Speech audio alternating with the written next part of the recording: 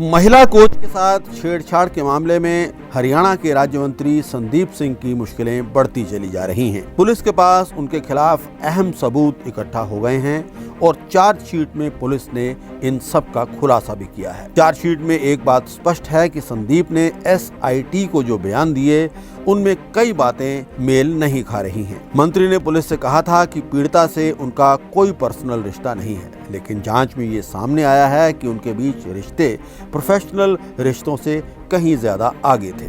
संदीप सिंह ने पुलिस से ये भी कहा है कि पीड़िता केवल 15 मिनट के लिए उनके मेन ऑफिस में आई थी और कैबिन में उनसे मिली थी। पुलिस ने पीड़िता को क्राइम सीन रिक्रिएट करने के लिए मंत्री के घर में बुलाया था, तो उसने मंत्री के main office, side room, bedroom, bathroom आदि की लोकेशन सही बता दी थी। चार्जशीट के अनुसार मंत्री ने पुलिस को बताया था कि उसके पीड़िता के साथ कोई पर्सनल रिलेशन नहीं है, लेकिन जांच के बाद ये बात गलत साबित हुई है। रिपोर्ट में यह भी बताया गया है कि इस मामले के बाद मंत्री ने पुलिस को कहा था कि पीड़िता केवल उनके मेन ऑफिस के कैबिन में ही उनसे मिली थी, वो भी केवल 15 मिनट के लिए, जबकि पीड़िता ने अपनी शिकायत में कहा था कि संदीप सिंह उसे एक कमरे में ले गए थे जहां उसके साथ शारीरिक छेड़छाड़ की गई थी। इससे पहले वो उनके घर के उनके वॉशरूम में भी गई थी। इसलिए जब पुलिस ने पीड़िता को जांच के लिए मंत्री के घर बुलाया तो उसने पहली बार में मंत्री के main office, side room, bedroom, bathroom आदि की सही लोकेशन बता दी। चार्जशीट में कहा गया है कि इससे स्पष्ट हो गया कि वो मंत्री के घर में गई थी।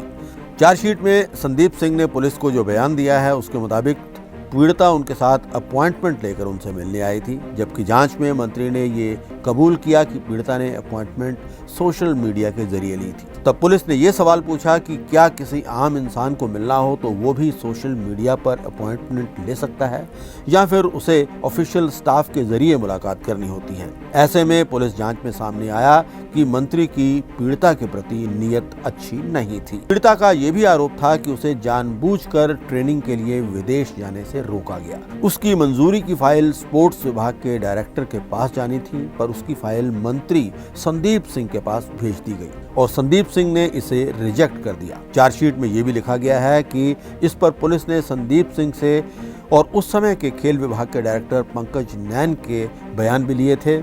इससे ये बात स्पष्ट नहीं हो सकी है कि फाइल मंत्री तक आखिर पहुंची कैसे। अब इस चार्जशीट पर 16 सितंबर को सुनवाई होगी।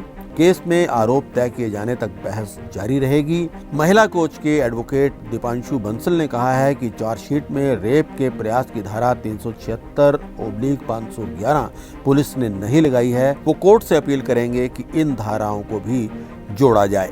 इस बीच इस मामले में फंसे हुए राज्य मंत्री संदीप सिंह ने चंडीगढ़ डिस्ट्रिक्ट कोर्ट में अग्रिम जमानत याचिका भी दायर की है। इस पर कोर्ट ने पुलिस को नोटिस जारी करके जवाब मांगा है और इस पर अब सुनवाई 13 सितंबर को होगी।